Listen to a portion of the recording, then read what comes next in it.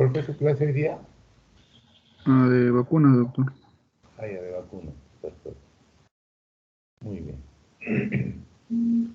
Bueno, hoy día tenemos que hacer la teoría de caídas en el adulto mayor y el seminario creo que es de cirugía en el adulto mayor, ¿no?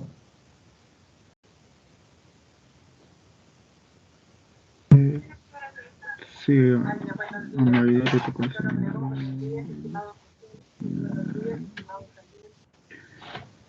sí, hoy día Sí, es cirugía en el cirugía en el adulto. adulto mayor y caídas en el adulto mayor, sí. Ajá. ¿Quién hace cirugía? Tarazona, Medí Tarazona. Está, sí, ¿no? Sí, sí está conectado. Bien. Sí, sí está.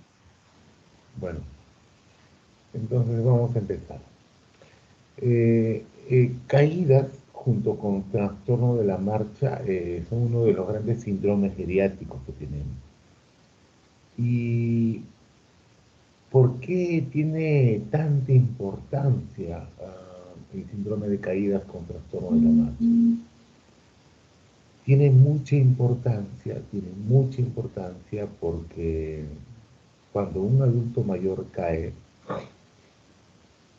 puede tener complicaciones muy graves, ¿no? Puede tener complicaciones muy graves.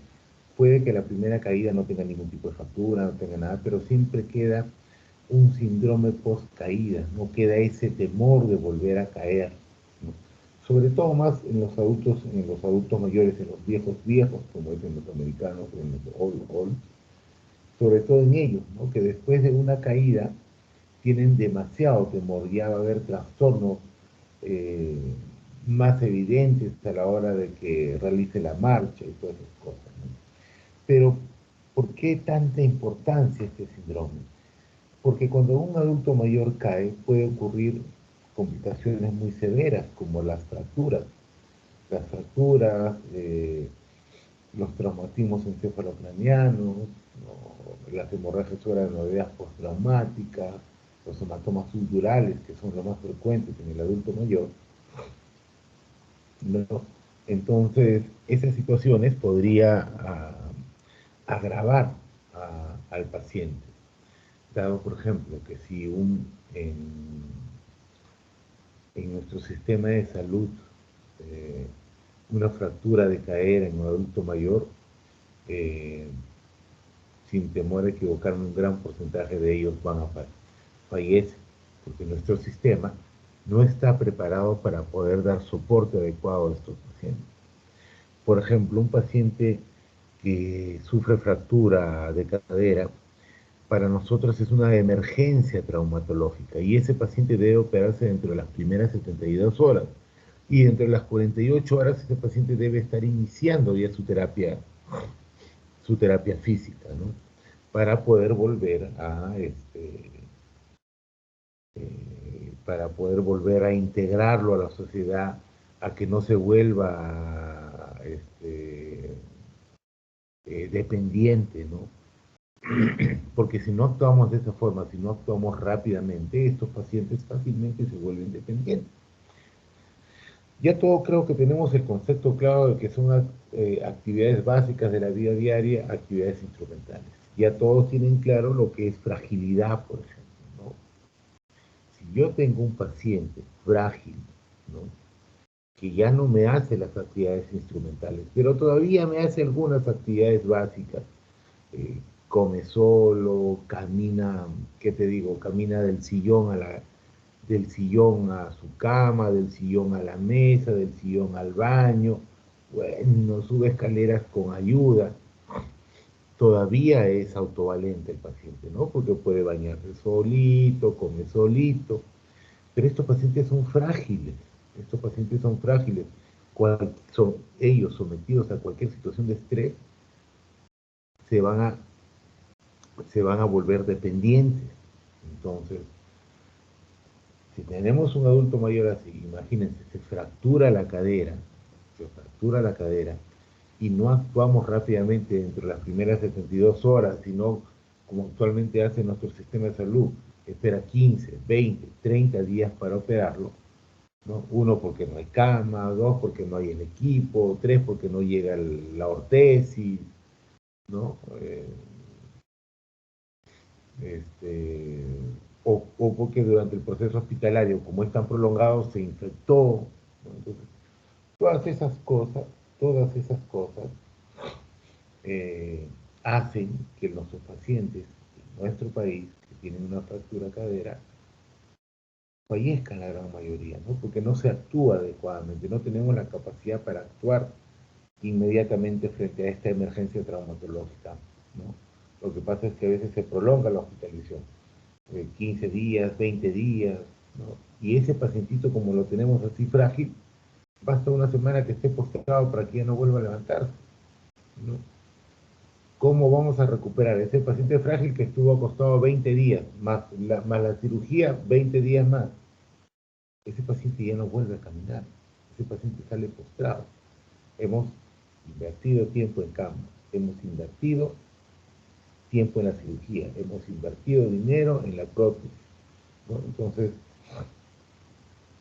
esas situaciones hay que mejorarlas, pero también es importante que identifiquemos previamente esta situación de las caídas, ¿no? Debemos identificarlas previamente, tempranamente, para nosotros poder intervenir. Como le digo, en geriatría siempre se trata de identificar tempranamente para que uno pueda intervenir. ¿Alguna pregunta hasta acá, muchachos?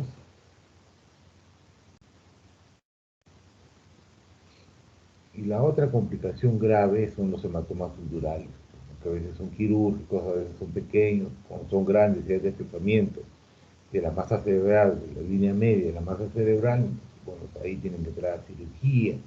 Ustedes ya saben todas las complicaciones neurológicas que se pueden producir, ¿no? Bueno, es en base a eso porque es importante el síndrome de caída. Bueno, vamos a empezar con la parte teórica. ¿Se logra ver, muchachos? Sí, Sí, doctor. falta entenderlo, ¿no?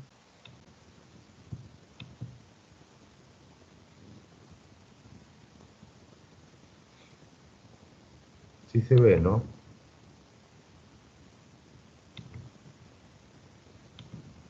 Sí, Caídas en el adulto mayor.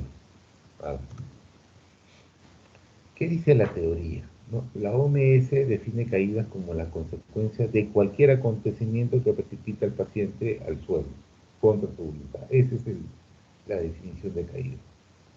Junto con la inestabilidad, o sea, la inestabilidad de la marcha, es uno de los grandes síndromes geriátricos, ¿no? Es ahí el problema. Voy a cortar el video porque si no se me va a enlentecer. Junto con pasa inadvertida a la mayoría de los profesionales, ¿no? Porque si ustedes recuerdan, no hay muchas especialidades que pregunten durante la consulta si el paciente ha caído en los últimos 6 meses o en el último año. No hay, sin temor a equivocarnos, ¿no? Y también pasa desapercibida para la familia. O sea, para la familia tampoco es importante porque piensan que el adulto mayor, tiene que caerse, ¿no? Porque es viejito, pues no tiene derecho a caerse, dice, no, está viejito. Pero las cosas no son realmente así, ¿no? Las cosas no son realmente así. Por eso pasa inadvertida muchas veces.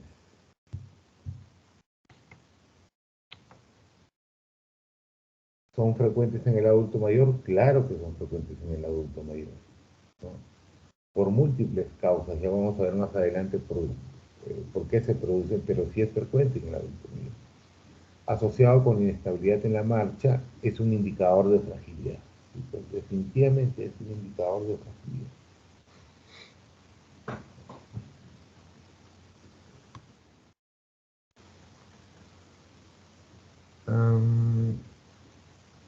Bueno, Nosotros tenemos la obligación de preguntar una vez al año, al menos al paciente o a la familia, si el paciente ha caído o no ha caído, ¿no? La mitad de las personas que sufren una caída no pueden levantarse por sí solas posteriormente porque la gran mayoría sufre de fracturas. 30-40% en la comunidad, o sea, la incidencia es de 30-40% en la comunidad, ¿no? Un 50% en las instituciones. Y en Estados Unidos es la principal causa de muerte accidental, ¿no? Y la séptima causa de muerte a nivel de la población mayor de 65 años. O sea, no estamos hablando de poca cosa, no estamos hablando de poca cosa. Estos son estudios americanos. Imagínate en nuestro país que no tenemos ningún tipo de estudio con respecto a eso. Imagínate si en Estados Unidos no viven como nosotros los abuelitos que tienen que subir 15, 20 metros de escalera, ¿no? Entonces, la problemática es mucho mayor de la que normalmente, o sea, de lo que realmente es o de lo que realmente sabemos, porque no tenemos datos de caídas en nuestro país. Esto es de los americanos, ¿no? Y es la primera causa de las caídas, es la primera causa de muerte accidental.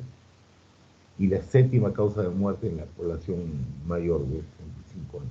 Entonces, no es poca cosa, no estamos hablando de poca cosa. Claro, las caídas pueden ser una amenaza para la independencia del anciano, definitivamente, ¿no? Estamos hablando de ese paciente frágil que de repente se fractura, ¿no? O de repente no la cadera, se fractura, qué sé yo, la tibia, el radio, igual, el húmero, qué sé yo. Eso va a hacer que tome su tiempo, su recuperación. Y si es un paciente frágil, es muy difícil que vuelva a ser una persona eh, un dependiente leve, un dependiente moderado, ¿no? Se va a volver generalmente dependiente severo.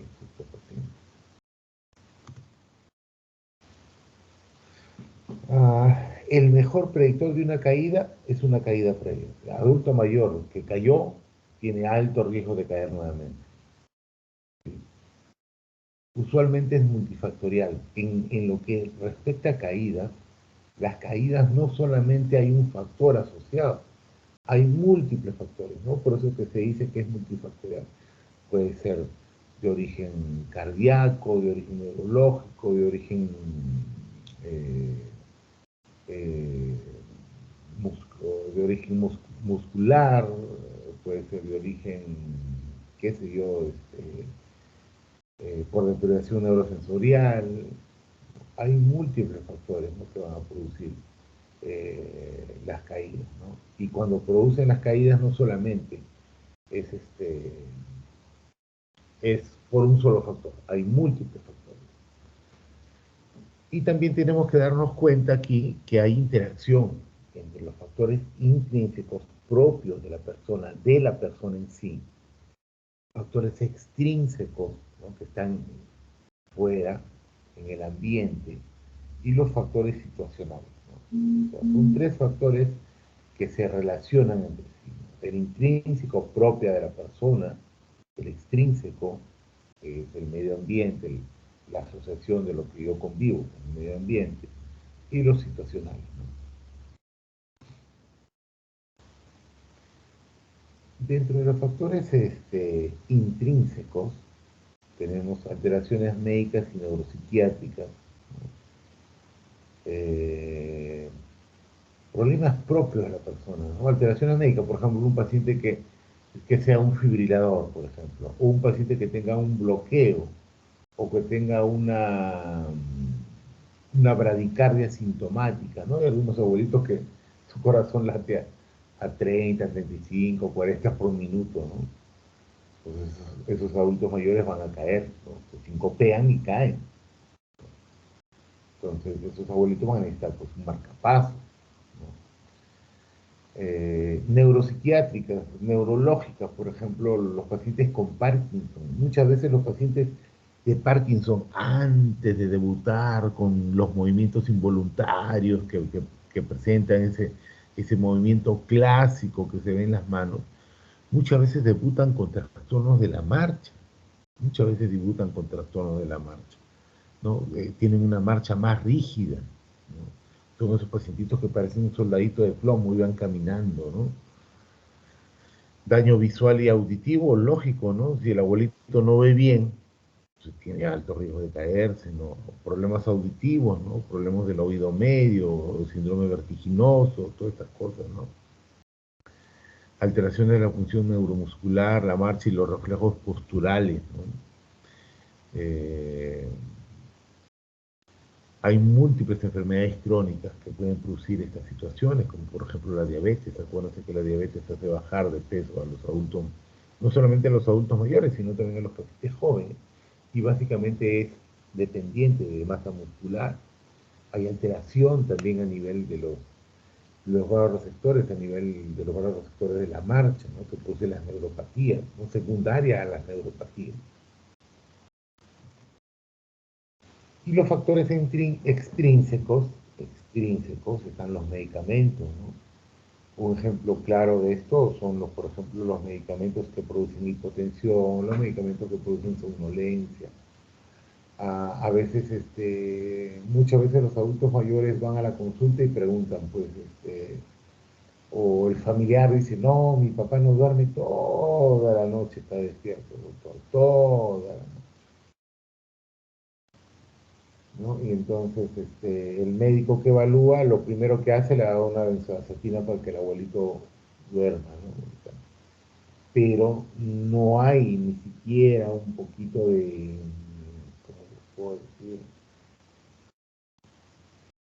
De investigar cuál es la causa del insomnio muchas veces, ¿no? No se investiga, ¿no? Lo que hace es inmediatamente se da benzodiazepinas para que el abuelito duerma. Y las causas pueden ser muchos desbalances hormonales, como la disminución, en este caso en los adultos mayores está asociado a la melatonina, disminución de la melatonina. También tenemos, por ejemplo, otras situaciones, por ejemplo, que los abuelitos se levantan mucho a veces a orinar, o sea, hay que preguntar si realmente no coge el sueño o es que sí coge el sueño y se tiene que despertar porque el abuelito orina 4 o 5 veces al día, perdón, en la noche, ¿no? Y entonces eso no es un insomnio, ¿no? Eso es porque tiene una patología detrás que está generando que se despierta cada rato para orinar, ¿no? Entonces hay que investigar antes de empezar a dar una medicación para cuando le preguntan pues que el paciente no puede dormir. ¿Y qué es lo que hacemos acá? ¿O qué es lo que se hace generalmente? Les dan pues inmediatamente les dan benzodiazepina, ¿no? Alprazolam, clonazepam, ¿no? Y el abuelito pues se levanta en la noche, somnoliento y placa también el suelo, ¿no? Entonces, eso es lo que sucede. En vez de hacer nosotros un beneficio, complicamos la situación al paciente, ¿no? Entonces hay que tener bastante cuidado con esos medicamentos. También con los hipotensores, por ejemplo, tenemos un abuelito que tiene hipertrofia benigna de próstata y le han dado tamsulosina, la tamsulosina produce hipotensión, ¿no? Entonces, plum al suelo, ¿no? Eso es básicamente con la medicación. También dentro de los factores extrínsecos están el uso incorrecto de los bastones, de los andadores, ¿no? A veces veo abuelitos que tienen bastones de 3 puntas, no sé si ustedes habrán visto los bastones de 3 puntas. Y el abuelito camina el bastón, pero con una punta nada más. Las otras 2 puntas están al aire, ¿no? Entonces, todas esas cosas hay que tener en cuenta. Y las barreras ambientales están referidas, por ejemplo, cuando tengamos un adulto mayor que tiene cierta limitación en la marcha, debe haber pues, realmente pasamanos por el pasillo, o esas pasamanos para poder sentarse en el water, o para poder levantarse del water. Todas esas cosas tenemos que, se tienen que, se tienen que buscar cuando tenemos un paciente que sufre caídas, ¿no? Todas estas cosas tenemos que verificar. Etiología, los factores situacionales. Ya hemos visto los factores intrínsecos propios de la persona, los extrínsecos, que tienen que ver con el medio ambiente, y los factores situacionales, ¿no? está relacionada a ciertas decisiones que toman los adultos mayores. Por ejemplo, todavía tenemos yo, conozco una abuelita, la que veo que tiene como 88 años y la abuelita no puede andar sin taco. Si anda sin taco 9, no puede andar. Entonces, a esa edad que ande con un taco de esa manera, entonces es un alto riesgo de que en cualquier momento pueda pues, caerse, ¿no? O hay veces cuando estamos en la casa, ¿no? El papá llega de trabajar, la mamá está ocupada, el hijo que estudia medicina o el nieto que estudia medicina no puede moverse de su asiento, ¿no? Timbra el teléfono, tocan la puerta y nadie se levanta, nadie se mueve, ¿no? Y el viejito sale disparado, ¿no? Prum al suelo, ¿no? Son factores situacionales. No solamente cuando tocan a la puerta, sino que relacionado, por ejemplo, cuando llaman al teléfono, timbra, timbra, timbra, timbra, y nadie se levanta. El único que se levanta es el abuelito, ¿no? Y esto es más una mnemotecnia cuando tenemos que investigar cuando un paciente cae, ¿no? Hay hot falling, ¿no? La I es de inflamación, o sea, tengo que ver si hay deformidad a nivel de las articulaciones, deformación de las articulaciones. El H es hipotensión, hipotensión ortostática, ¿no? Cambios en la presión, ¿no? Eh, Hay que ver la AS para ver si no hay alteraciones en la audición, en la visión, ¿no? Lo que ya habíamos estado viendo. La T es tremor, ver por ejemplo en el Parkinson o otras causas del tremor. Pero como yo les decía, ¿no? Muchas veces antes de que se presente ese tremor, ese movimiento involuntario que hay en el Parkinson, se presenta como una alteración de la marcha, ¿no? A veces una marcha eh, característica del paciente con Parkinson por la rigidez que presenta, ¿no? Ajá. También la E es para evaluar el equilibrio, ¿no? El balance, ¿no? Si hay problemas en el equilibrio con el adulto mayor. La F es para ver si hay problemas en los pies. La A es para ver si hay arritmias, ¿no? O alguna alteración, alguna enfermedad valvular. La L es para ver si hay discrepancias entre los miembros inferiores, ¿no? Que hay veces es muy raro, ¿no? Que no se hayan dado cuenta durante el transcurso del tiempo que hay una discrepancia en la longitud de ambas piernas. Bueno, pero a veces suele suceder, nunca se me dieron cuenta. Eh, que hay enfermedades crónicas, por ejemplo, la N tiene que ver con la nutrición y los disturbios de la marcha, ¿no? Eso es solamente una mnemotecnia que nos ayuda.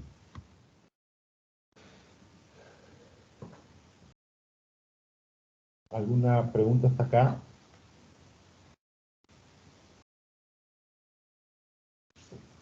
Todo claro, doctor. Sí, me preocupa que ustedes son el grupo de todo claro, ¿no? Ah, Cintia,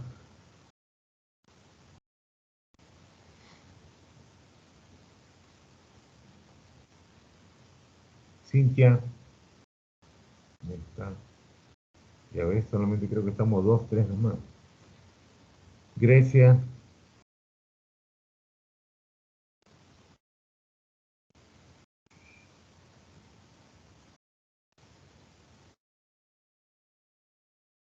Doctor.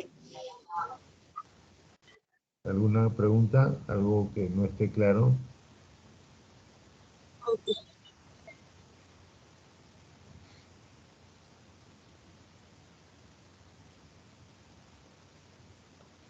¿Alguna pregunta? No, doctor. Cintia nunca apareció, ¿no?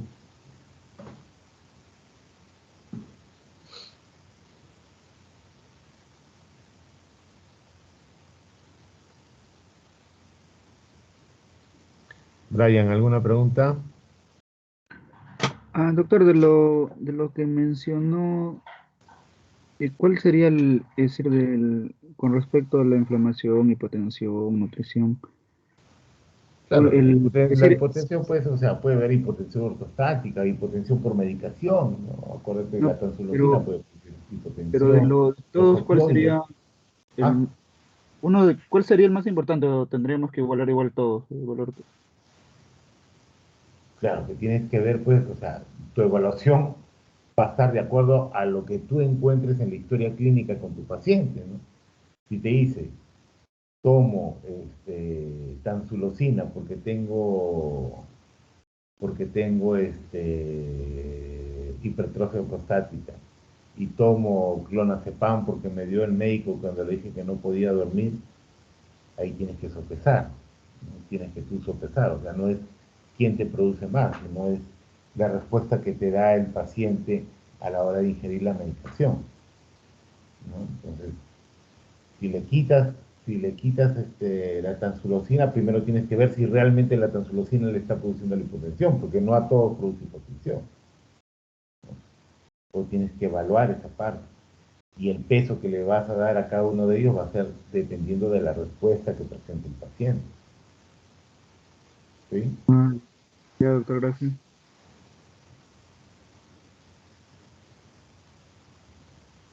¿Alguna pregunta más?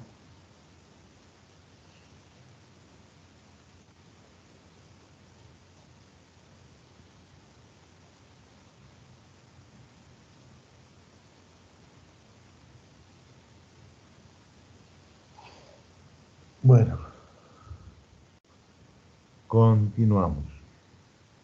Realmente que caída es una clase corta.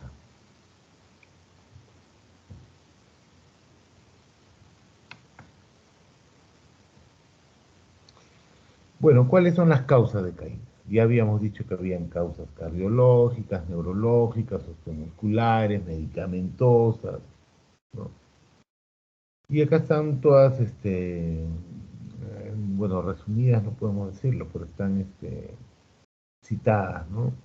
Los accidentes, por ejemplo, los tropiezos, los rebalones, que tiene que ver esto con la parte ambiental, ¿no? Los síncopes, que pueden ser los de origen neurológico, de origen cardiológico, los mareos o vértigos, ¿no? La hipotensión ortostática, la hipovolemia, cuando los pacientes están en reposo en cama prolongado, también la hipotensión por fármacos, hipotensión postprandial también hay.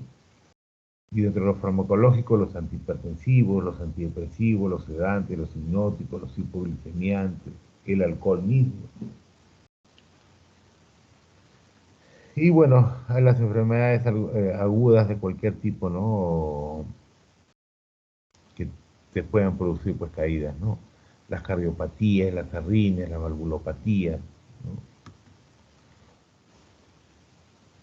Factores relacionados con la edad que contribuyen a la inestabilidad de la marcha. A ver, en el envejecimiento también hay factores que se relacionan, o sea, también hay factores que se relacionan con la caída. Si bien en el envejecimiento hay situaciones normales, pero también van a sumar para que el paciente pues, pueda caer, ¿no? Para que tenga inestabilidad de la marcha y caiga, ¿no? Va a haber cambios a veces en el control postural. La persona pierde el control postural, ¿no? Hay menor propiocepción, los reflejos son mucho más lentos, y eso es propio del adulto mayor. Hay menor tono muscular, aumento de la oscilación postural, y también más frecuentemente hay hipotensión ortostática. También va a haber cambios en la marcha a la hora de deambular. Los pies no se elevan tanto, van a ver que los abuelitos arrastran los pies, arrastran. Los varones desarrollan pues una postura de flexión y marcha con pasos cortos y base amplia, ¿no? La mujer desarrolla marcha de pato, ¿no? Con base angosta, ¿no? Cortitos los pasos, pero no amplía la base de sustentación de la marcha, ¿no? Los pasos son cortitos, pero la base tampoco es muy abierta, como por ejemplo en el varón, ¿no? Se abre la pierna como un arco, ¿no? Para poder compensar ese problema. Y factores relacionados con la edad también. Tenemos la prevalencia de alteraciones relacionadas con la estabilidad, las enfermedades articulares, degenerativas, las artrosis, ¿no? Fracturas de cadera y de fémur, ¿no? Accidentes cerebrovasculares con secuelas, debilidad neuromuscular, ¿no? Neuropatías periféricas con enfermedades crónicas, enfermedades deformativas de los pies, ¿no? Daño visual y auditivo y procesos patológicos específicos, ¿no? Y factores relacionados con que contribuyen también a la inestabilidad con mayor frecuencia de alteraciones que producen icturia, por ejemplo, ¿no? Los abuelitos que tienen que levantarse muchas veces por las noches para miccionar, ¿no? La falla cardíaca, la insuficiencia venosa, hay falta de hipertrofia benigna de próstata, ¿no? Y otra causa también son las demencias. Por ejemplo, los abuelitos con deterioro cognitivo moderado o severo tienen alto riesgo de caer.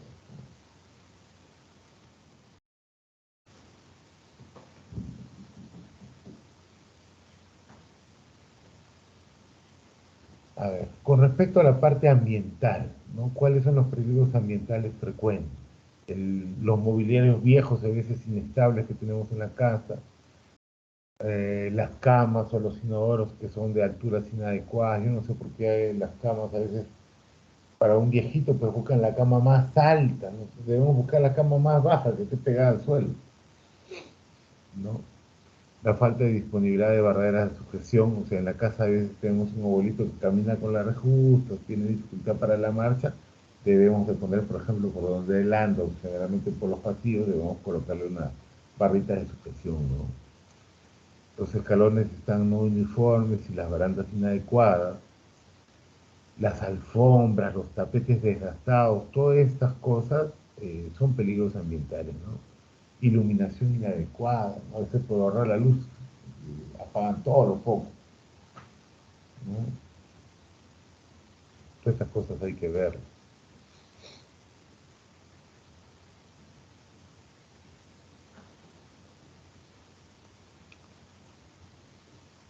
Y, a ver, ¿cómo hacemos el diagnóstico? El diagnóstico, como todo en medicina, como ayer lo que vimos en dolor, la historia clínica es lo más importante, ¿no? Lo más importante es la historia clínica. Es lo que es la herramienta por lo cual podemos llegar a un adecuado diagnóstico. No hay otra manera. Y nos podemos apoyar en algunos test que nos pueden ayudar, como por ejemplo el test del Gueda-Pangou, ¿no? Que es un test que nos indica si hay riesgo de caída en el paciente, ¿no? Hay otros test, como por ejemplo el Tineti, ¿no? Pero el Gueda-Pangou es un test muy rápido que lo podemos aplicar. No necesitamos unos ambientes especiales para aplicarlo, ¿no? Basta un lugar que tengamos unos 3 metros de distancia para poder eh, realizar esta prueba. Eh, Al final les voy a poner la prueba para que vean la prueba cómo se hace, ¿ya?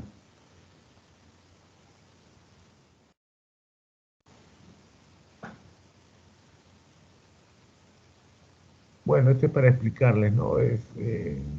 La prueba es sencilla.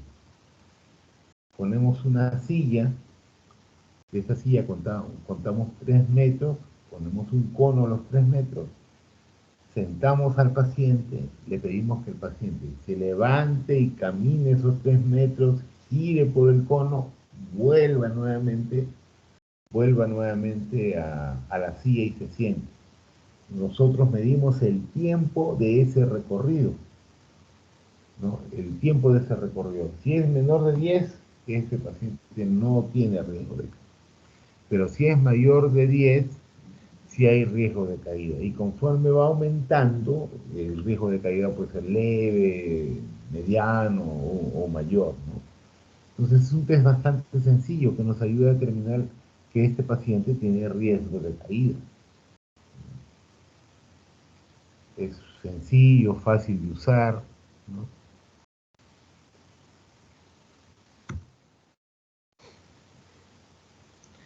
Bueno, esto también es un algoritmo para ver cuando un paciente cae, cómo puedo hacer. O sea, qué es lo que tengo que buscar, ¿no? Como dice ahí, valoro las caídas. ¿A través de qué? A través de mi historia clínica, ¿no? Y tengo que buscar las circunstancias de las caídas, tengo que buscar la valoración del riesgo, de los riesgos ambientales, o sea, que fue subiendo las escaleras, la forma está mal puesta, fue en el baño, no tiene un sujetador ahí para que se siente en el baño, o qué es lo que sucede, ¿no? Valoración visual y auditiva, que es importante, ver la función articular, ¿no? Si hay articulaciones deformadas que nos hagan pensar que tiene artrosis y a veces su marcha claudica por dolor. Todas estas cosas tenemos que ir determinándolas. Exploración de la marcha y el equilibrio, valoración de la movilidad, valoración de comorbilidades y problemas médicos, por ejemplo, la diabetes, qué sé yo, que produce problemas, que producen neuropatías periféricas, ¿no? Historia farmacológica, qué toma el paciente, qué cosa es lo que toma. Exploración básica cardiovascular, no vaya a ser que tenga una arritmia el paciente o que tenga una bradicardia sinusal, ¿no? Y un examen pues neurológico, ¿no? Para ver si hay algún tipo pues de lesión, algo, si ha habido un accidente cerebrovascular, de todas maneras dejan secuelas para poder determinar qué cosa realmente ha sido. Las complicaciones ya les comenté, lesiones en los tejidos blandos, fracturas que son las más graves, los hematomas sudorales, la hospitalización por estos pacientes y la discapacidad que puede producir al final estas caídas, ¿no? Riesgo de internamiento en una institución y la muerte. En nuestro sistema de salud, un paciente que haya caído, que sufre una caída y tiene una fractura de cadera, un gran porcentaje va a fallecer durante la hospitalización.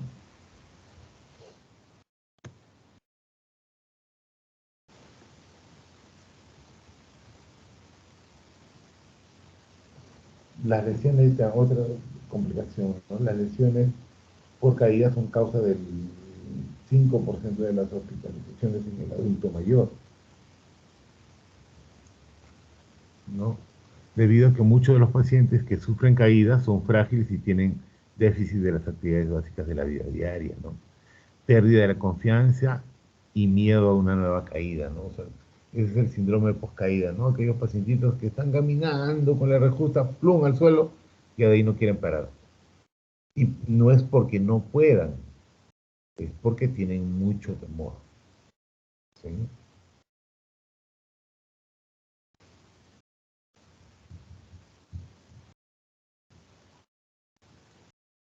Complicaciones, disminución de las actividades instrumentales, definitivamente, cuando por ejemplo un adulto mayor cae, la familia pues ya no va a permitir que salga solo a la calle, entonces ya pierde cierto grado de autonomía, ¿no? Va a disminuir también la actividad física, ¿no? Aumentando el riesgo pues de rigidez a nivel articular y debilitamiento muscular también, ¿no? Bueno, esto es con respecto a las intervenciones que se tienen que hacer, ¿no? Las intervenciones, chicos, están dirigidas a básicamente lo que yo encuentre en el adulto mayor. Si, por ejemplo, veo que la medicación es lo que puede estarle produciendo la hipotensión, tengo que intervenir y retirar la medicación. Si, por ejemplo, veo que la causa de la caída es porque hay claudicación en la marcha del paciente porque presenta dolor o tiene una deformación articular o hay una osteoartrosis, pues tengo que corregir eso. Terapia física y dar medicación para el dolor. Y como es una enfermedad crónica, acuérdense que no puedo darle AINES, tengo que darle un opioide. No cometan el error de lo que se ve en traumatología, ¿no? Glucosamina con indictin sulfato más 15 miligramos de meloxicam que tome por un mes. Ese paciente nos llega a la emergencia muchas veces sin riñón o nos viene por una hemorragia digestiva. Entonces tienen que tener bastante cuidado a la hora de dar la medicación. Entonces, como le digo, las intervenciones básicamente están dadas a los cuadros o al cuadro que presenta el paciente. Si tiene déficit neurosensorial, o sea, tiene disminución de la agudeza visual, auditiva, bueno, tiene que evaluar al oftalmólogo, ver si requiere lentes o de repente una cirugía de cataratas, qué sé yo. Y si tiene un problema auditivo, pues otorrino, ¿no? De repente la utilización de audífonos, ¿no? Entonces, a eso se refiere cuando uno debe intervenir con respecto a las caídas, ¿no? Y si la caída ha sido realmente situacional, hay que corregir esas cosas, o ha sido ambientales, ¿no? También hay que corregir, de repente ha habido una alfombra mal colocada en la casa, ha estado levantada, qué sé yo. Todas esas cosas se refiere a la intervención de la reducción de los riesgos de caída. ¿Preguntas, muchachos?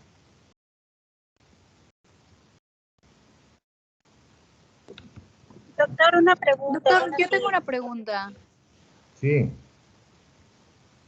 Doctor, yo he escuchado varias veces a personas decir que cuando una persona se cae no es bueno levantarlos al instante. Más o menos, ¿cuánto tiempo es como que lo recomendable esperar para levantar al adulto mayor, o para el adulto mayor si es bueno, ni bien se cae, ayudarlo a que se levante? Bueno, de verdad yo no he encontrado en algún artículo que te diga cuánto tiempo hay que esperarlo, verlo en el suelo para poder levantarlo. De verdad no he encontrado y nunca lo he leído. No sé de dónde lo habrá sacado.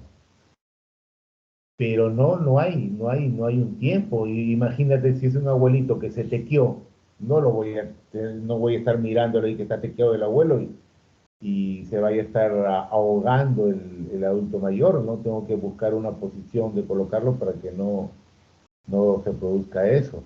Realmente no he leído que exista un tiempo después de que la persona cae para levantarla. Yo creo que va a depender mucho de lo que causó la caída, ¿no?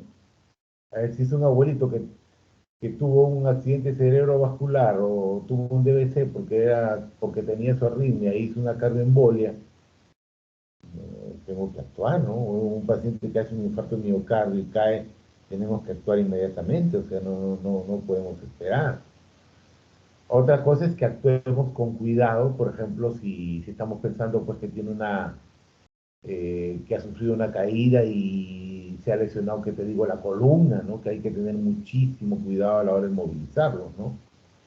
Pero si no, hay que tratar de estabilizarlo, ¿no? Ver qué cosa hay, ver si se fracturó la cadera o no se fracturó la cadera. Y si se fracturó la cadera hay que tener bastante cuidado también a la hora de movilizarlo, porque podemos generar más sangrado, hematomas, qué sé yo, ¿no?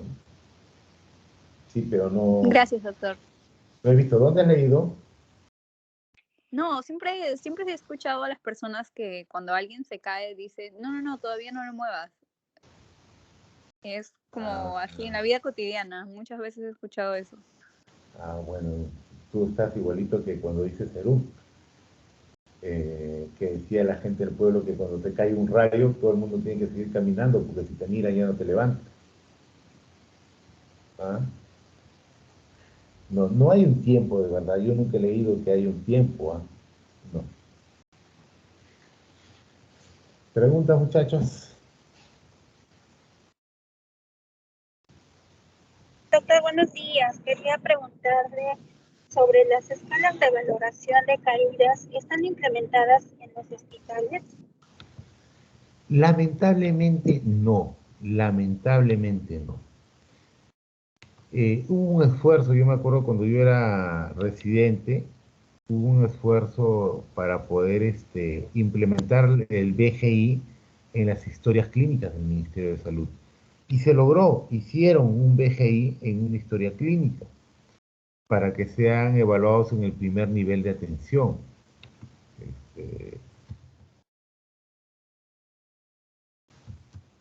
Hizo una historia clínica,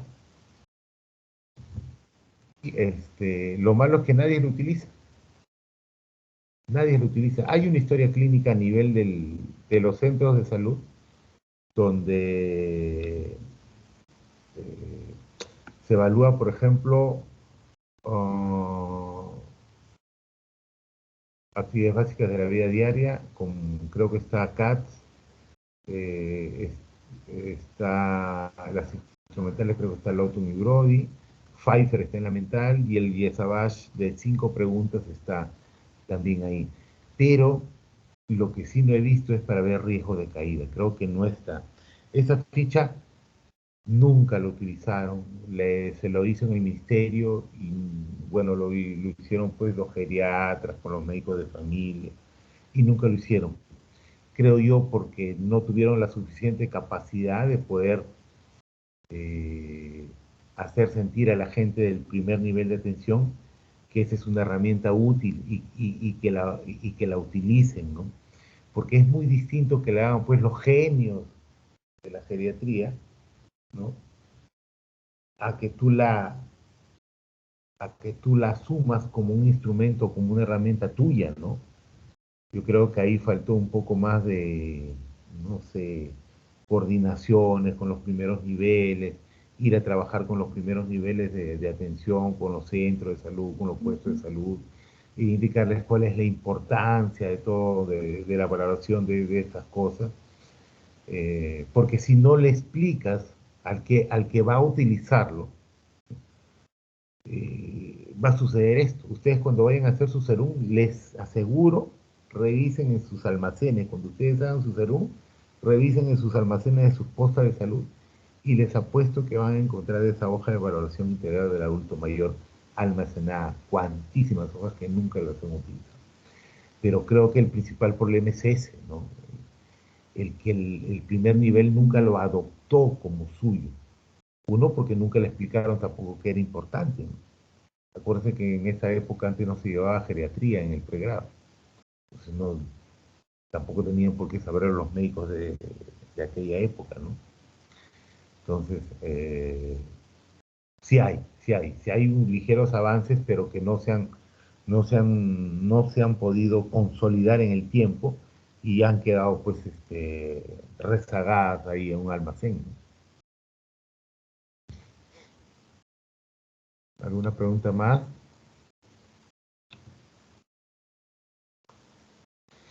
Les voy a poner el video del test, cómo se hace el test. ¿Ya, muchachos? ¿Se ve? Sí, doctor, se ve. Perfecto. ¿Se escucha? Sí, Sí, Mucho gusto, mi nombre es Vanessa Esmeralda González Chávez. Mucho Soy gusto. gerontóloga, ¿con quién tengo el gusto? Víctor Zeus Blancarte Aceves. Mucho gusto, señor Zeus. En este momento yo le voy a realizar una prueba que se llama prueba cronometrada levantarse y andar. Bien. Esta prueba es para identificar si usted tiene algún trastorno en su marcha o de equilibrio. Muy bien. Bien. Esta prueba consiste en que usted va a estar sentado, Uh-huh. hay una marca que indica una distancia de 3 metros, usted se va a levantar, va a caminar su paso habitual y cuando llegue a la marca va a girar y va a regresar a su lugar. Muy bien. Yo lo voy a ir acompañando por si hubiera algún incidente. Muy bien. Muy bien, entonces voy a tomar el tiempo. Bien. Y le voy a decir cuando iniciamos. Perfecto.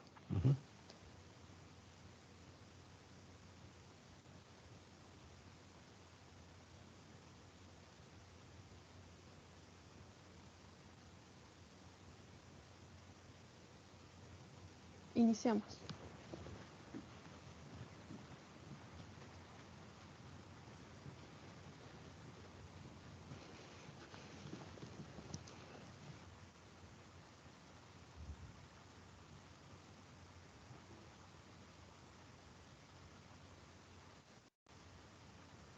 Muy bien, señor Zeus. Usted tuvo un tiempo de 9 segundos.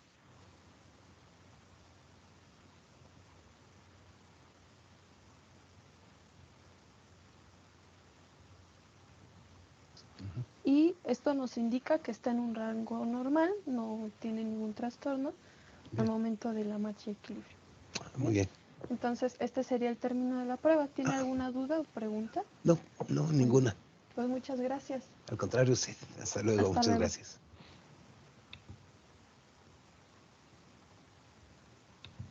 ¿Se entendió un poquito más? Sí, doctor.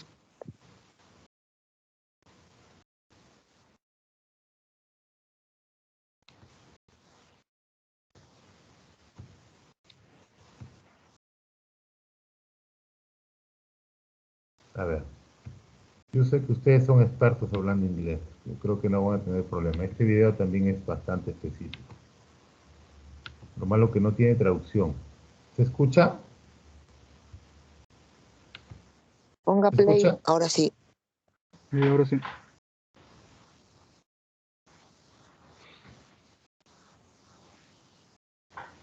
Ah, no. No se escucha, Doc. No.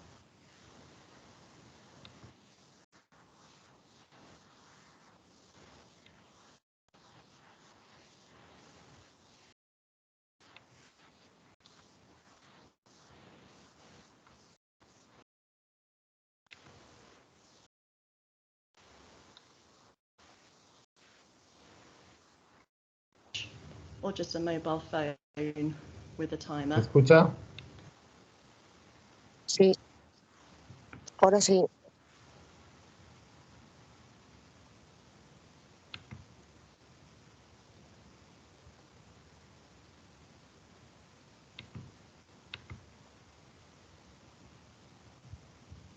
Ya.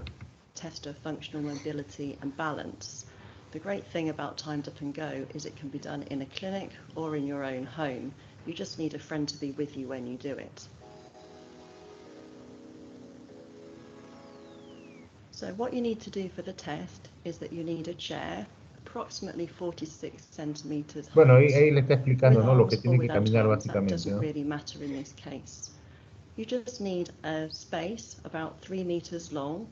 So that could be your corridor in your kitchen or maybe your hallway. You need a stopwatch or just a mobile phone with a timer. And essentially, that's all the kit that you really need. Now, in order to do the test, we recommend that you have someone with you, just in case. So, to begin the test, you should sit on the chair with your back right back in the chair so you're comfortable, arms resting. When you're ready, we would ask the person to stand up, walk 3 meters at their comfortable pace to a marker set out on the floor. Turn around, come back, and sit down. The timing starts when the person starts to attempt to stand on the word go, and the timing stops as soon as the person's bottom hits the chair. If the individual can do the test less than 15 seconds, that's a fairly healthy gait speed. However, if the test takes longer than 15 seconds, it does suggest that they may be at risk of having a fall. We would recommend that if you have a timed up and go of more than 15 seconds, then that is a sign that maybe you should be starting to think about being more active and getting stronger. One of the ways of doing that is going to see a physiotherapist who would then carry out a comprehensive assessment around your balance, your strength and your walking, and be able to provide you guidance about the type of activities and exercise that you could do to help reduce your risk of falls. Bueno, me supongo que se habrán dado cuenta de una diferencia con el primer video que les pasé, ¿no?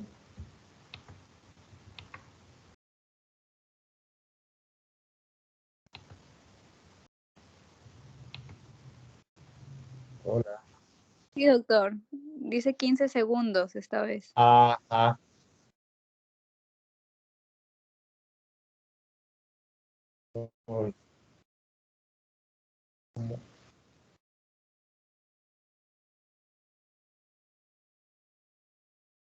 ¿Siguen viendo el video o no?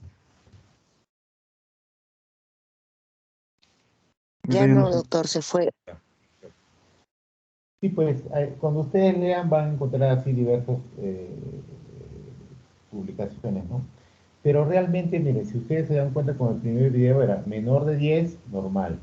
De 10 a 13 decía que tenía riesgo leve, ¿no? Leve trastorno de la marcha, ¿no? Ellos decían Los mexicanos a partir de 13, ¿no? Los americanos dicen a partir de 15, ¿no? Bueno, 2 segundos de diferencia, pero lo que sí es por encima de 15, definitivamente es un paciente con alto riesgo, ¿no? Y se van a dar cuenta, o sea, estos pacientes son aparentemente sanos, ¿no? Porque estos pacientes lo hacen menos de 13, por ejemplo. Van a encontrar abuelitos que van arrastrando los pies, ¿no? Que se demoran 18, 20 segundos, ¿no? Ahí sí definitivamente tienen que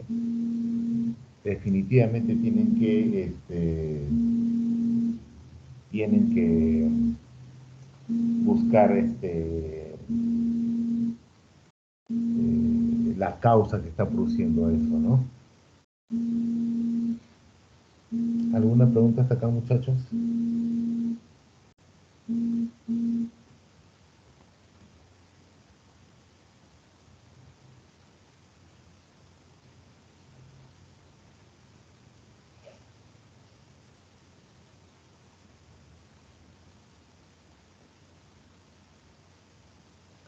¿Alguna pregunta, chicos? Creo que no hay preguntas, ¿no? ¿Quedó claro?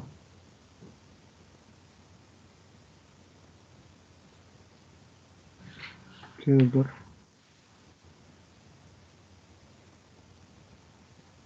Ya.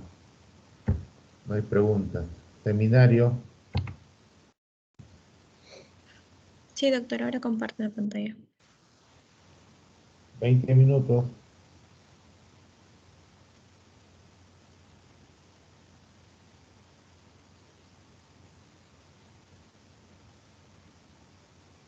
¿Se logra ver la presentación? ¿Ah, sí? Ya, mejor. Bueno, este es el quinto seminario. El tema es cirugía en el adulto mayor. Comenzaremos diciendo que el tratamiento quirúrgico del paciente del adulto mayor va a tener como objetivo reducir la morbilidad y también la mortalidad, así como también va a ser de igual importancia mantener la función basal en el posoperatorio. El paciente quirúrgico anciano es un desafío en lo que viene a ser la cirugía. ¿Por qué? Porque aquí se atribuye una compleja interacción de cambios tanto fisiológicos como polifarmacia, psicogeriatría y también problemas psicosociales.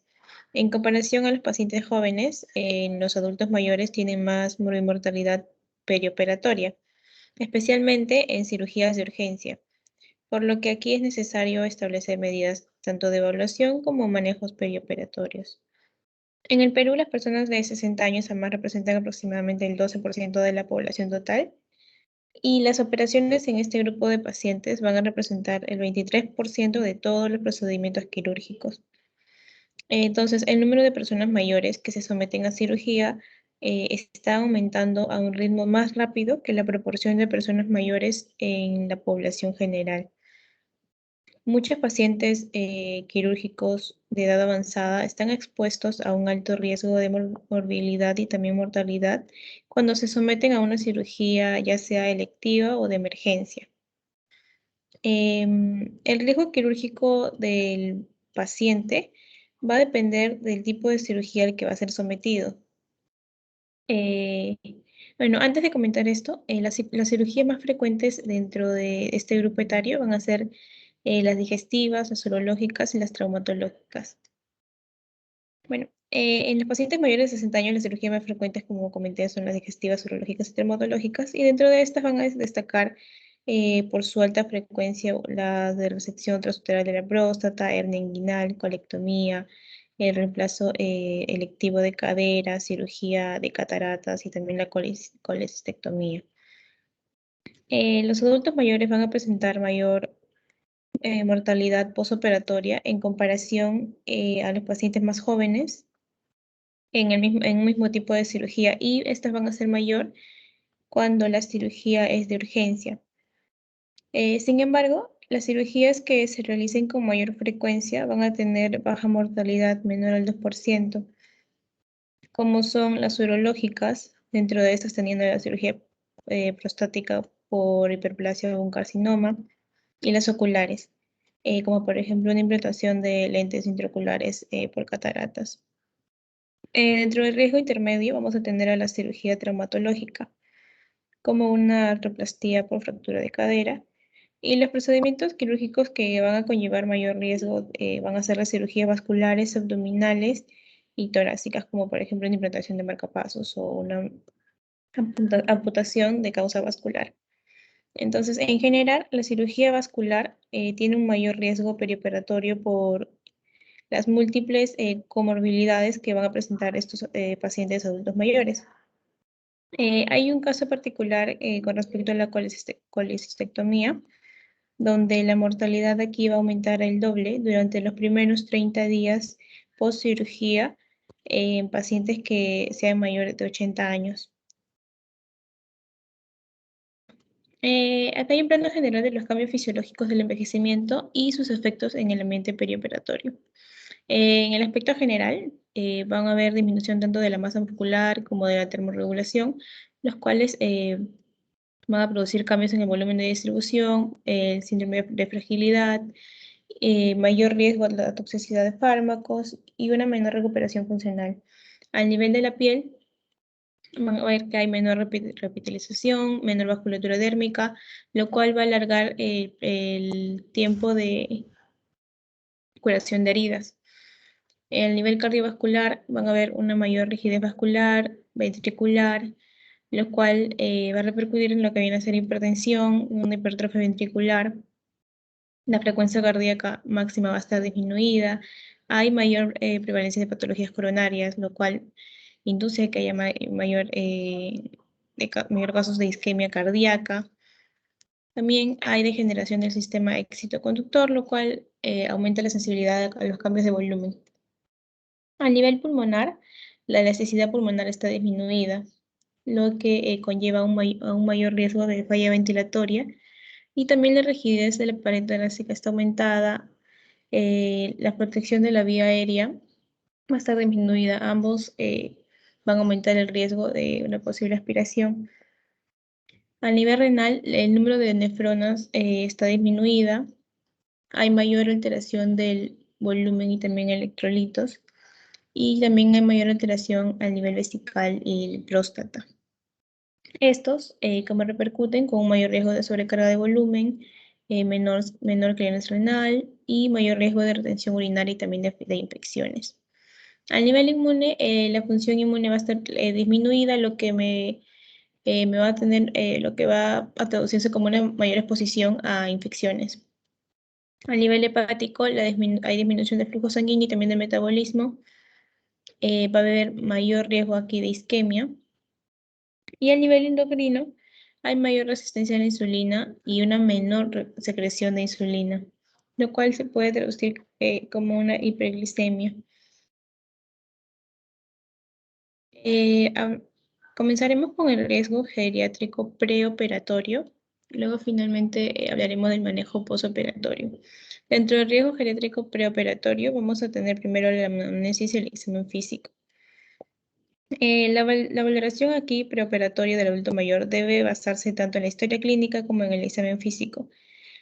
Aquí vamos a considerar las presentaciones atípicas o raras de las distintas enfermedades y también las alteraciones sensoriales del paciente. Además, si es que, como en la mayoría de casos, el adulto mayor viene acompañado, se le debe realizar también el interrogatorio a esta persona, ¿no? Dentro de esta evaluación deben participar un equipo formado por anestesistas, cirujanos y también internistas. En los adultos mayores frágiles deben contar con una valoración geriátrica integral hecha por un especialista, el geriatra, y un equipo multidisciplinario, ¿no? Así como también especialistas por sistema, como por ejemplo un cardiólogo o un nefrólogo, en caso de que sea necesario. Aquí el geriatra va a ser el mejor capacitado para determinar sobre la presencia y el grado de fragilidad de un paciente, que en varios estudios han determinado que es un factor considerable para también para la disminución de repercusiones en lo que viene a ser el posoperatorio. Entonces aquí una adecuada evaluación médica del paciente va a lograr prevenir complicaciones médicas. Y los beneficios de esta evaluación geriátrica en pacientes frágiles, como mencioné en varios estudios, han obtenido menor morbilidad, han notado que hay menor tiempo de estadía hospitalaria y que se logra una movilización precoz. Dentro de las pruebas preoperatorias, estos estudios de laboratorio deben utilizarse para identificar anormalidades no sospechadas, para medir la severidad del paciente y también para establecer un nivel basal. En este caso, la edad no justifica solicitar una gran cantidad de estudios de laboratorio, con excepción de la hemoglobina, la función renal y la albúmina, ya que estas sí tienen gran impacto en lo que viene a ser la morbilidad y también la mortalidad perioperatoria. Entonces, para la valoración preoperatoria, los valores normales del laboratorio van a ser válidos hasta 4 meses previos a la cirugía. Esto en caso de que no se hayan presentado cambios en el estado del paciente. Dentro de esto vamos a tener el recuento leucocitario, que nos va a ayudar a identificar algún tipo de infección o algún tipo de enfermedad mieloproliferativa o si tiene riesgo de leucopenia. En el perfil de coagulación vamos a medir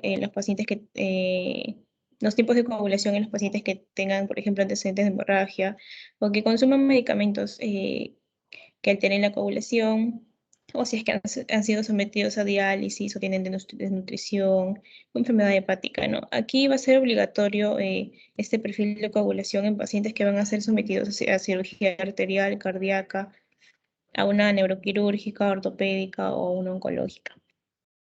Los electrolitos séricos, como el sodio, el potasio y el cloro, se le van a solicitar en pacientes con enfermedad renal crónica para tener un valor basal. También insuficiencia cardíaca y también aquellos que hayan usado diuréticos, digitálicos o yenga. La glucosa sérica va a ser útil para en caso de que haya sospecha o también un diagnóstico de diabetes mellitus y obesidad.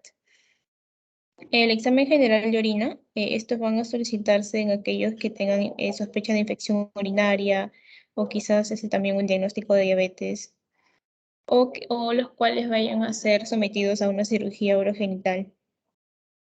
La radiografía de tórax se va a solicitar en aquellos con enfermedad cardiopulmonar o en los mayores de 70 años que tengan una enfermedad cardiopulmonar crónica y que no hayan tenido una imagen previa de tórax 6 meses previos antes de su cirugía. En el caso de la solicitud de un electrocardiograma, este es para tener un basal en aquellos que hayan tenido antecedentes de patologías cardíacas como cardiopatía isquémica, arritmia cardíaca, enfermedad vascular periférica, un ACV, insuficiencia cardíaca.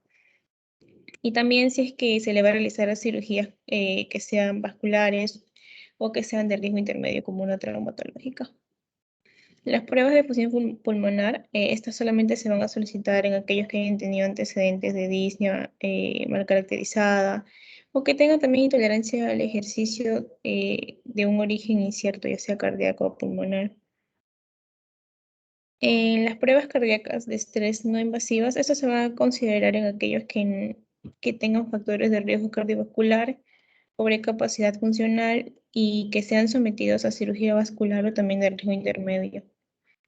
Entonces, aquí también vamos a determinar el riesgo preoperatorio geriátrico, el cual también debe estructurarse por aparatos y sistemas.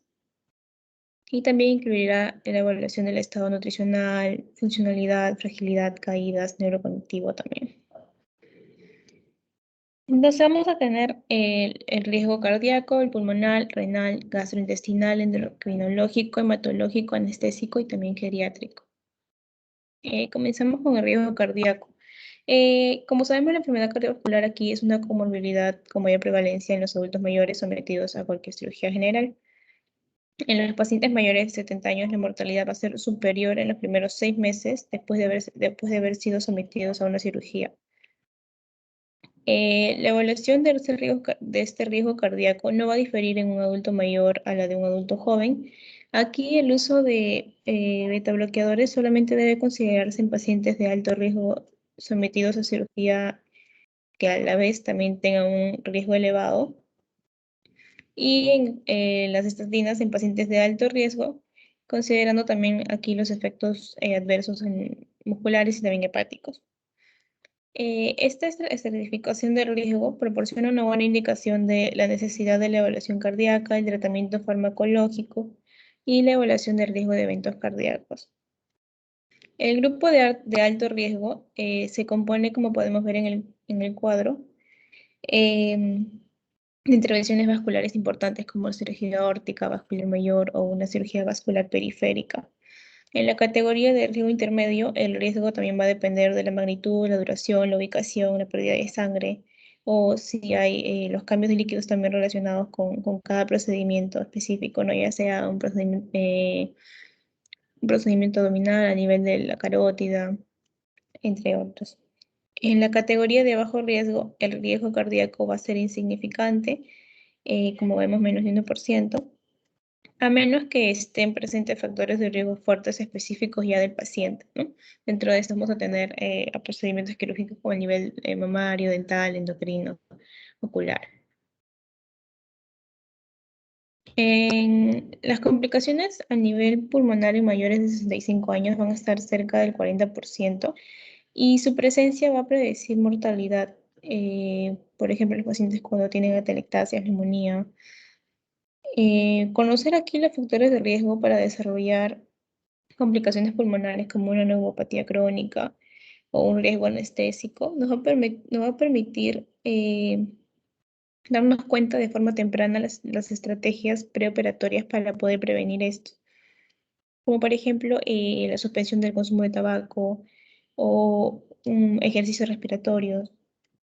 Aquí también debe considerarse el uso de anticolinérgicos inhalados y también esteroides sistémicos en aquellos pacientes que tengan indicación para su uso preoperatorio.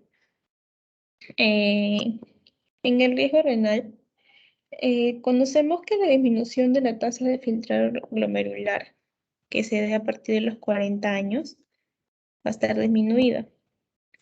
Sin embargo, esto va a tener influencia también de otras comorbilidades, como por ejemplo la diabetes o la hipertensión, y también el consumo de fármacos que pueden afectar la función renal, como los IECAS.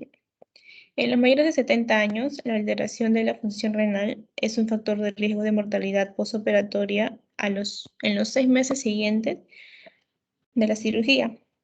Aquí la incidencia de insuficiencia renal aguda va a alcanzar hasta el 25% con una mortalidad variable de 64 y 83%. La evaluación de la función renal aquí hay que tomar en cuenta que la creatinina sérica va a estar influenciada por factores no renales, como por ejemplo la masa muscular, que recordemos en el adulto mayor va a ser disminuida, la edad, el sexo, raza y también la dieta.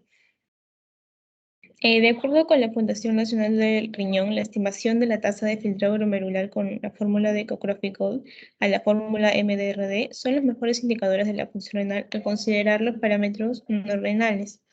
Pero recientemente se ha descrito que las fórmulas del MDRD, comparadas con las de Cockcroft, van a sobreestimar la función renal. Y estas han tenido implicaciones importantes para lo que es una dosificación de fármacos en los adultos mayores. Entonces, lo que sugieren es el uso de calculadoras disponibles en Internet para estimar la función renal. En el riesgo gastrointestinal, aquí sabemos que como consecuencia del envejecimiento hay modificaciones en el tracto gastrointestinal que van a favorecer la disminución de la absorción de medicamentos.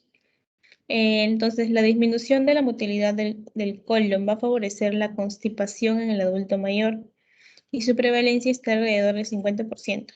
Y en el postoperatorio va a favorecer el desarrollo de delirium. Su presencia va a conllevar a una evaluación y un tratamiento inmediato en los adultos mayores, que se prefiere también el uso de ciertos derivados de plantas como el polietilenglicol. Y aquí también va a ser conveniente considerar la reducción de la actividad catalítica del hígado, la disminución de del flujo hepático y también la función de su síntesis. así también como determinar la presencia de insuficiencia hepática.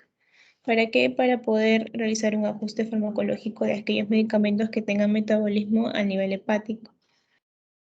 El riesgo endocrinológico, aquí la prevalencia de diabetes en personas mayores de 65 años va a estar en un 27%, y aquellos pacientes con descontrol glucémico van a generar alteraciones hidroelectrolíticas, deshidratación, infección de heridas. Entonces, lo que se busca a nivel del control preoperatorio es estar atentos a lo que es la comorbilidad, la dependencia en actividades de la vida diaria, el deterioro cognitivo, vigilando niveles de hemoglobina glicosilada, la glucosa en ayuno y también la glucosa nocturna. No está claro si la mejoría a corto plazo en el control de la glucosa podría mejorar los resultados perioperatorios, pero aquí la evidencia muestra que las complicaciones de los pacientes con hemoglobina glicosilada o una glucemia preoperatoria elevada son peores de aquellos que son normoglucémicos. Entonces aquí lo recomendable es controlar la glucosa sérica en un nivel razonable antes de la cirugía. En relación con la función tiroidea, lo más común ha sido encontrar el hipotiroidismo subclínico, y también este aumenta su prevalencia conforme avanza la edad. Entonces, aquí lo que sugieren es que en el paciente con sospecha clínica, la evaluación, sugieren la evaluación de esta condición con una determinación basal de la hormona de la TSH.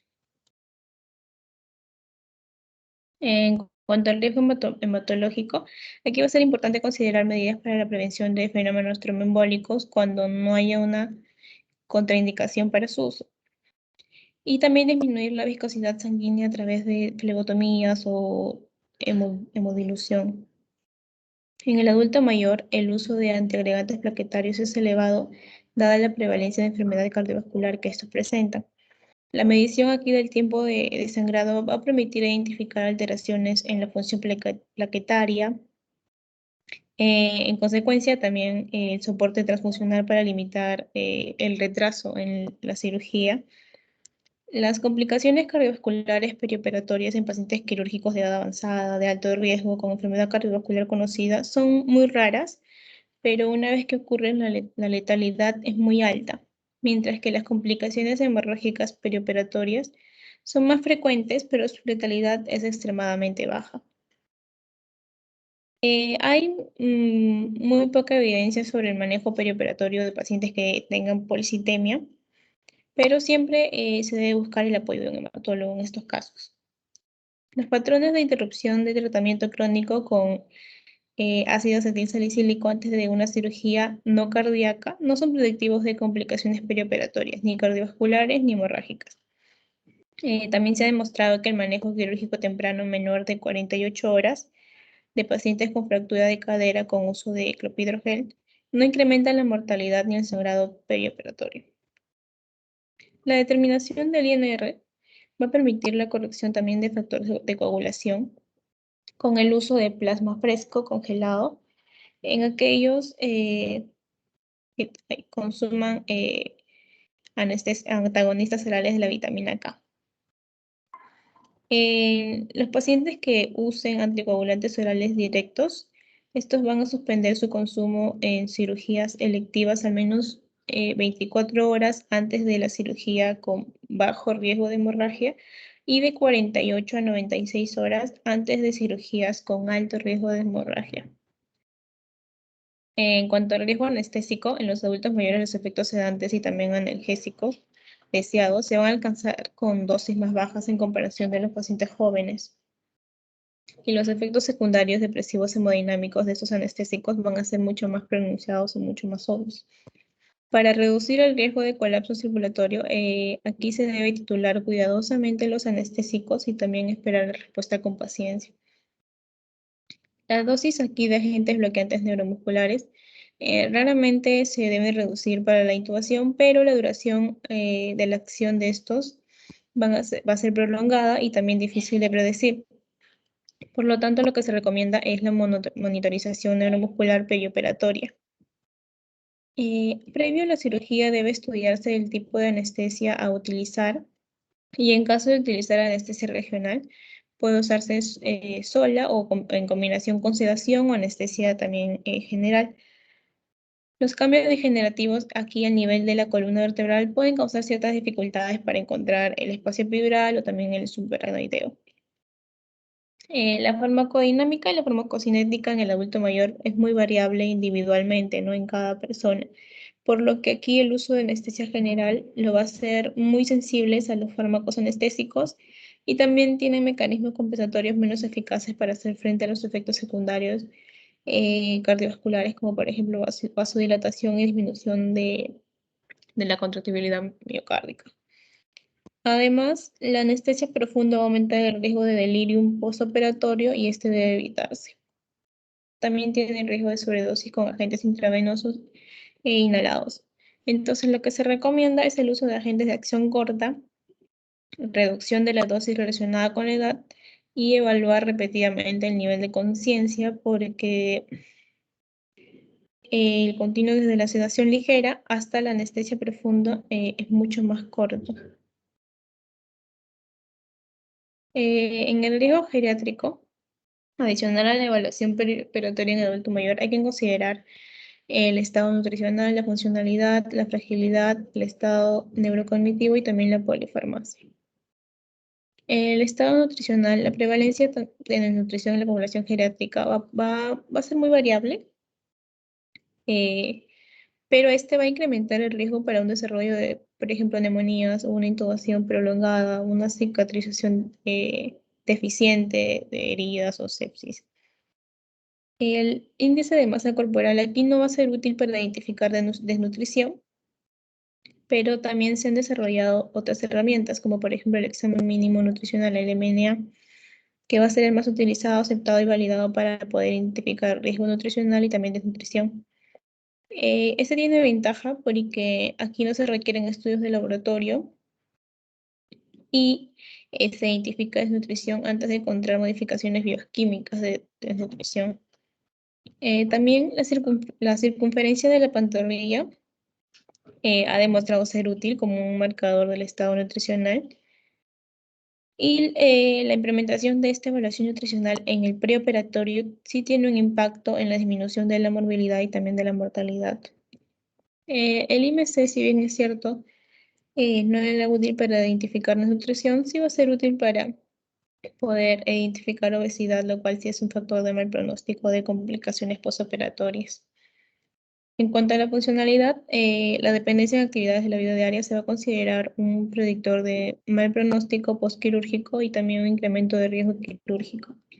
Entonces, sería óptimo identificar de forma oportuna este deterioro de la funcionalidad, lo cual me va a permitir a mí instaurar medidas de rehabilitación durante y también después de la hospitalización, y así prevenir el ingreso a SIROS o hospitalizaciones futuras. A nivel neuropsicológico, aquí vamos a identificar los factores de riesgo para delirium y también la presencia de depresión, de deterioro cognitivo y también trastornos del sueño. Durante el postoperatorio, la incidencia y duración del delirium va a ser variable y en relación con el tipo de cirugía y los antecedentes. Para su identificación, aquí se utiliza el método para la evaluación de la confusión o CAM, o su adaptación a aquellos pacientes en UCI o también con ventilación mecánica. Una vez que se ha establecido el diagnóstico de delirium, se instaura el tratamiento no farmacológico y también el uso de antipsicóticos, los cuales van a disminuir las complicaciones que estos tengan asociadas, como por ejemplo un mayor costo o más tiempo en el hospital o mortalidad. Como en los resultados aquí se ha evaluado el uso de agonistas alfa-2 como el de dexmedetomidina para disminuir la incidencia del delirium. En cuanto a la fragilidad, este va a ser un síndrome clínico que va a estar caracterizado por un incremento en la vulnerabilidad y discapacidad. En consecuencia, esto va a elevar la mortalidad postoperatoria. Aquí también incluye la pérdida de peso, el cansancio, debilidad muscular, incluye la marcha y también pobre actividad física. En cuanto a la polifarmacia, aquí Se debe reconocer el uso de medicamentos anticolinérgicos y también ser evitados en el periodo preoperatorio o perioperatorio. Aquí existen diferentes guías también para evaluar la adecuada prescripción, las cuales no van a ser excluyentes y también debe considerarse como complementarias. En cuanto al riesgo geriátrico, este cuadro engloba 4 factores: la fragilidad, la discapacidad, la comorbilidad y la mortalidad o riesgo de inconstitucionalización a 6 meses. Dentro de la fragilidad, va a tener dentro del minicos que sea menor de 3. Este es evalúa el deterioro cognitivo, que vas a tener un punto de 1 si es que este es menor de 3. En la albúmina sea menor de 3.3, si tiene más de una caída en los últimos 6 meses y si su hematocrito es menor de 35%. En cuanto a la discapacidad, estos van a tener, si es que dejó de realizar más de una actividad de la vida diaria.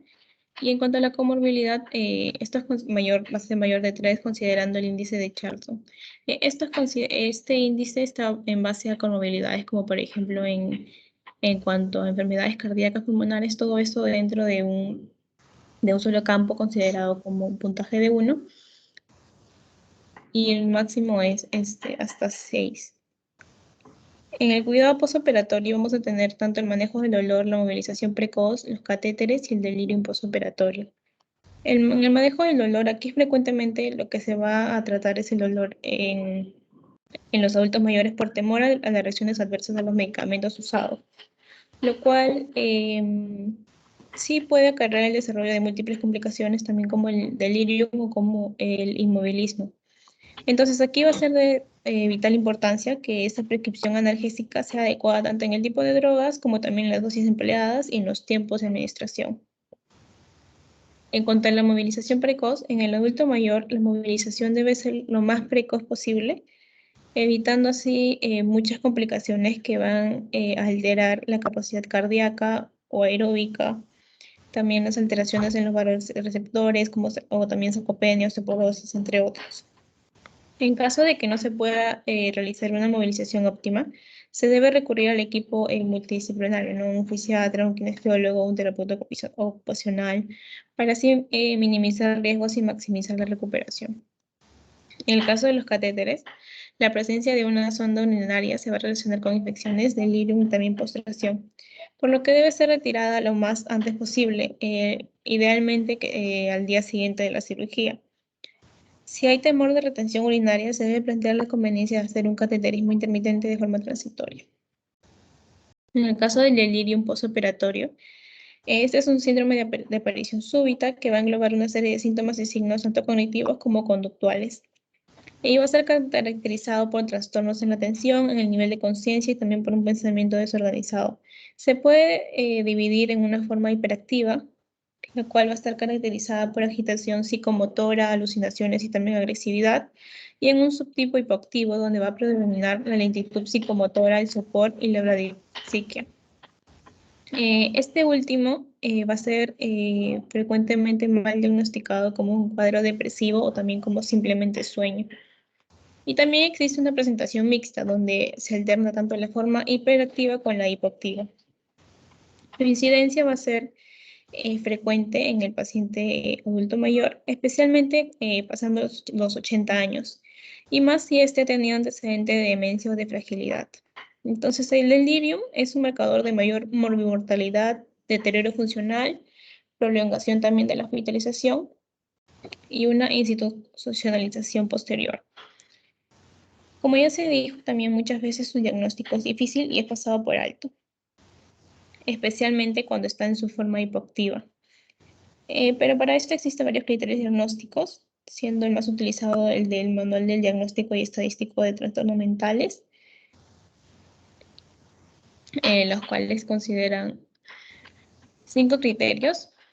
El primero es la alteración de la atención y de la conciencia. El segundo, la alteración se desarrolla en un corto espacio de tiempo y presenta una importante fluctuación a lo largo de días. El tercero es que haya una añadida alteración cognitiva, como por ejemplo empeoramiento de la memoria o en cuanto a la orientación, lenguaje o percepción. La cuarta menciona que tanto la alteración del primer y tercer criterio no pueden ser explicados por otro trastorno neurocognitivo que ya el paciente haya tenido diagnosticado o que se dé en su desarrollo y que no ocurra en el contexto de una situación de disminución de la vigilia como puede ser un coma. El quinto criterio menciona que debe haber evidencia en la historia clínica, en la exploración física y también pruebas de laboratorio de que estas alteraciones psicológicas son consecuencia directa de otra condición médica, exposición a tóxicos o también a una retirada reciente que posee un carácter multifactorial. Para su diagnóstico también es utilizada la herramienta clínica del método de evaluación confusional CAM, los cuales estos tienen 4 criterios. El primero es la falta de atención, el segundo que sea de comienzo agudo o curso fluctuante, el tercero que tenga un pensamiento desorganizado y el cuarto una alteración del nivel de conciencia. Entonces aquí se sospecha del IRIMS tiene el primer y segundo criterio, más el tercer o cuarto criterio. Eso es todo.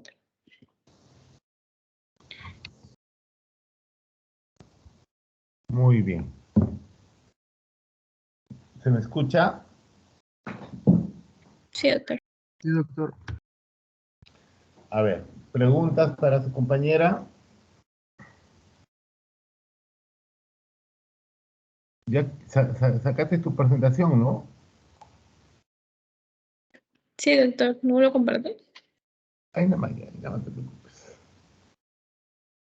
A ver, Maydi. ¿Preguntas para Maydi?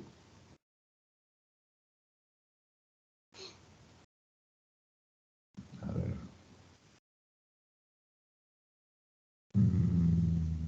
Talledo. ¿Preguntas para Maydi? Angie.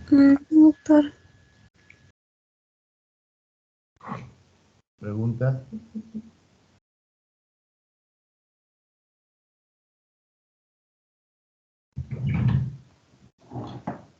¿Alguna pregunta?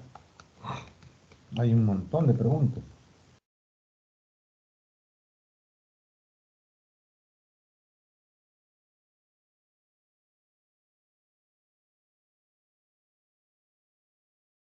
¿Nada, Angie?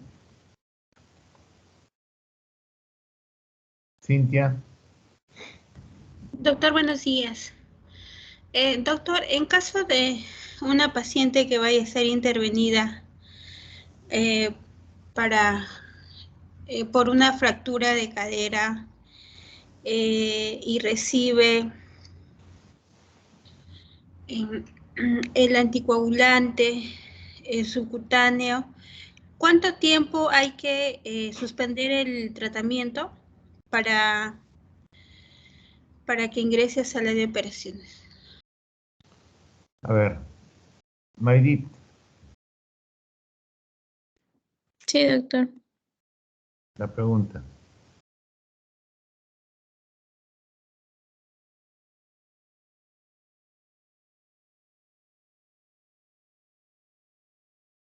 Es entre 24 y 48 horas, ¿ya? Si utilizamos pues enoxaparina, ¿no? Debemos retirar la anticoagulación. Bueno, si es anticoagulación, por ejemplo, con warfarina, anticoagulación plena, pues definitivamente una semana, ¿no? Una semana. Pero si es enoxaparina, entre 24 y 48 horas. Debemos retirarle antes de la cirugía. ¿Sí, Cintia? Sí, doctor, gracias. Otra pregunta.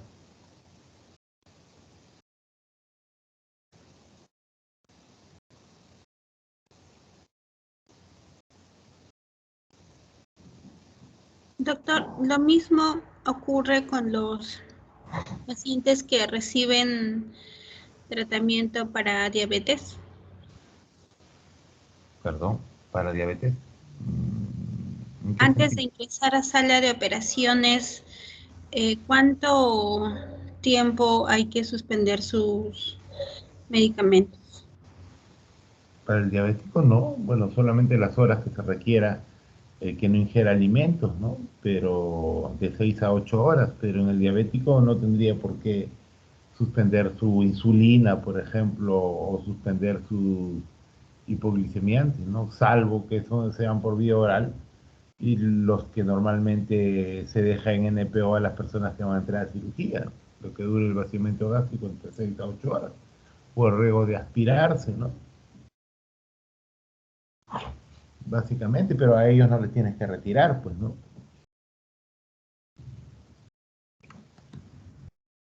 Ok, doctor, gracias.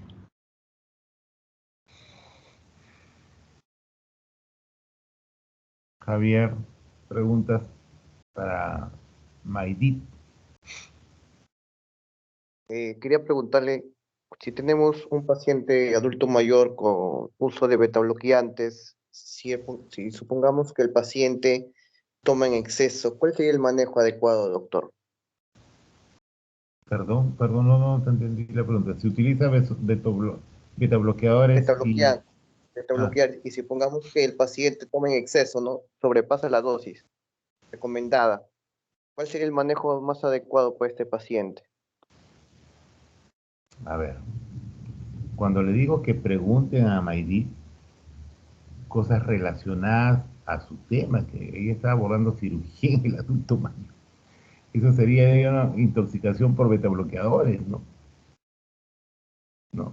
Sí, Lo único doctor. que tendría que ver con el tema, mi pregunta.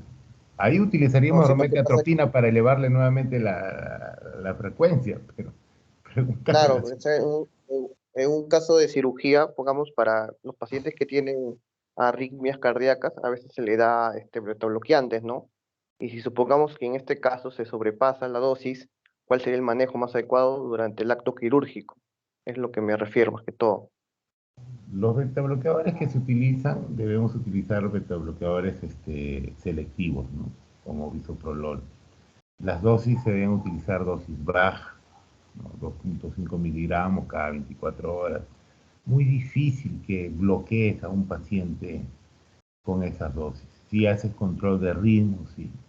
La única forma que yo creo que se pueda intoxicar el paciente o tomar dosis más altas es que el paciente tenga deterioro cognitivo y por equivocación pues tome más medicación de la que se ha indicado. No veo otra manera. Ahí los pacientes pues que tienen falla renal, ¿no? Si tiene falla renal definitivamente pues se va a beta bloquear ese paciente si tú no has hecho una evaluación adecuada para determinar si tienen o no una falla renal, pero no vería yo otra causa para que se produzca la sobredosis de los beta bloqueadores, ¿no? Otra pregunta para Maidit.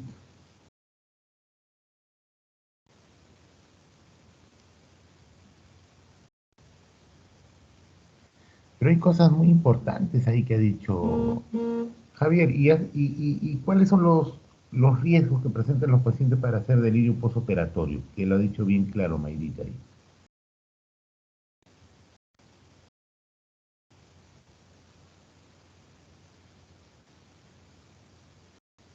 El- los riesgos más que todo se puede ser que son frecuentes en pacientes posoperados, ¿no?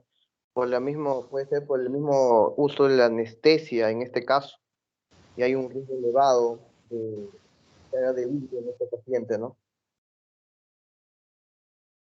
Pero eso no ha dicho Maidit.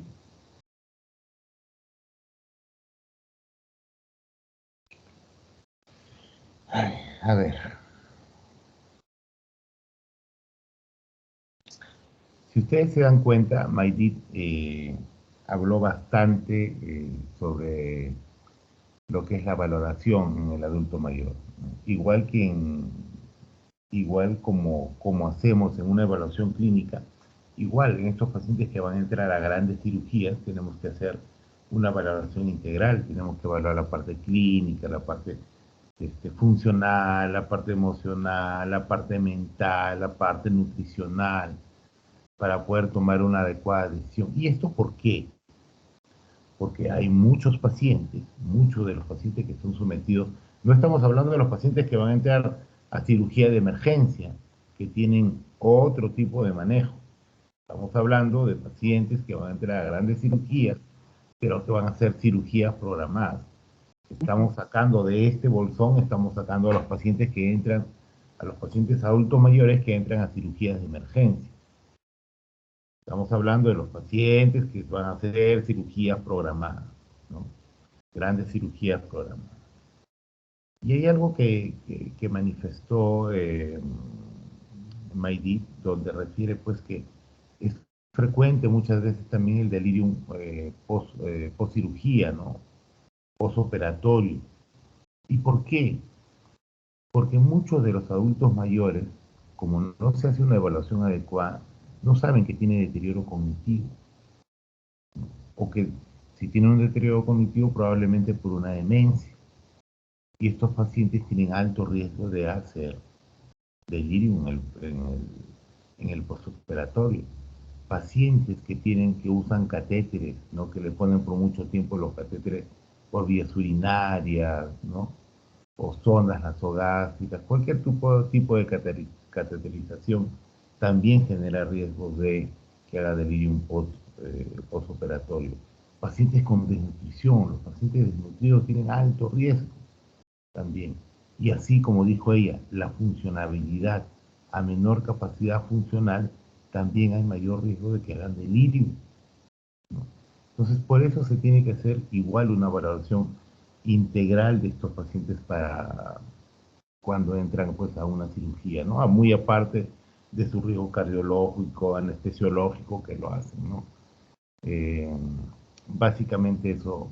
Maydit, ¿algo más? ¿Algo más que agregar a lo que le había manifestado? No, doctor, está bien. Creo que como factores, como usted mencionó también, el antecedente de demencia o fragilidad, ¿no? Y en su mayoría, bueno, este delirium ha aparecido más en mayores de 80 años. Así es, ¿no? Y o sea, otra cosa que les quede claro, ¿no? Lo que refiere Maydit es para pacientes, para cirugías programadas, ¿no? Porque los pacientes que entran a cirugías de emergencia es otro manejo muy distinto, ¿no? Muy bien. ¿Preguntas, muchachos?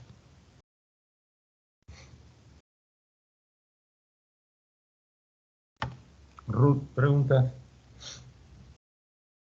No, justo eso lo que mencionó, como Maide había hablado mucho acerca de los riesgos, y lo que estaba diciendo eso, ella lo mencionó todo eso en el riesgo geriátrico. Ella había mencionado ahí acerca del estado nutricional, la funcionabilidad, la fragilidad y la polifarmacia. Sí, ese punto justo ella lo mencionó claramente hace como 10 minutos, si no me equivoco. Y lo especificó y fue muy entendible, así que no tengo preguntas, doctor. Gracias, Maydit. Muy bien. A ver, muchachos. ¿Cuándo nos toca? ¿Cuándo es su examen de usted? Mañana creo que iba a ser, no, o el domingo, o el viernes. El jueves, doctor. Jueves.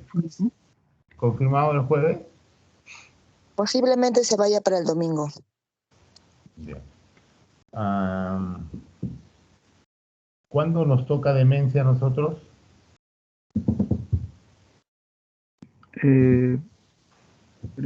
Demencia le toca el día 10.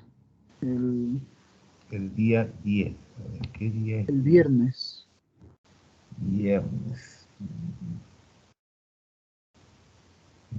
Ya. Ya. Cualquier cosita yo converso con ustedes. Ya voy a ver si sábado ustedes no pueden, ¿no? Voy a ver si puedo. ¿Jueves con quién les toca? Mañana. No, jueves. No, jueves no había programado porque supuestamente está programado el examen. Pero Ya. si lo vamos a cancelar para el domingo, normal estaría ese día. Pero tendría que ser en la mañana porque. O bien Claro, noche. temprano, jueves temprano a las 7:30. No, ya sí, creo, no hay problema. Ya, lo coordinamos ahora, ¿ya? Ya, está bien. Muy bien. Bueno, si no hay más preguntas, Listo. muchachos, nos vemos. Ya, Gracias, hasta luego, Doc. gracias, doctor. Ya, Gracias, doctor. hasta luego. Gracias, doctor. Ya, nos vemos.